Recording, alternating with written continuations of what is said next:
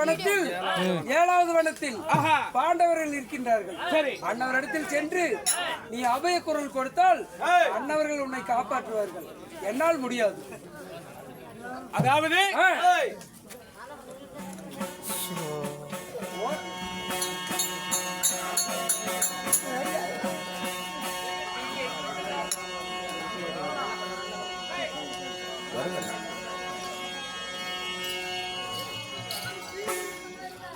நான் பிரம்மதேவ கடவுளா இருந்தாலும் சாமிக்கு கோபமாகி சக்கரத்தை அனுப்பியிருக்கிறாரு. ஆமா, அந்த சக்கரத்துக்கு நான் எதிராக முடியாது.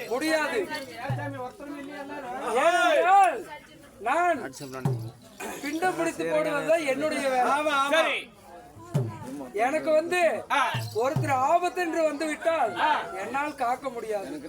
ஏனென்றால் பகவான் இடத்தில் நாங்கள் பகைத்துக் கொள்ள முடியாது. அப்படியா? உண்மையாகத்தான்.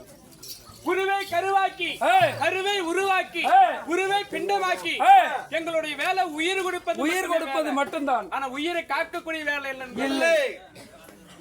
ஆனால் சாமி, அப்பொழுது நான் எங்கே சென்று என் உயிரை காப்பாற்றுவது? அதாவது உயிரை காத்துக் கொள்ள வேண்டும் என்றால்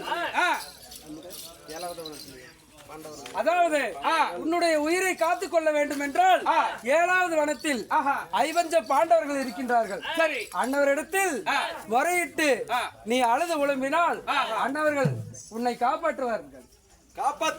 பாண்டவர்கள் நாடு விற்று வந்து 7வது வனங்கள் ஆகிவிட்டது.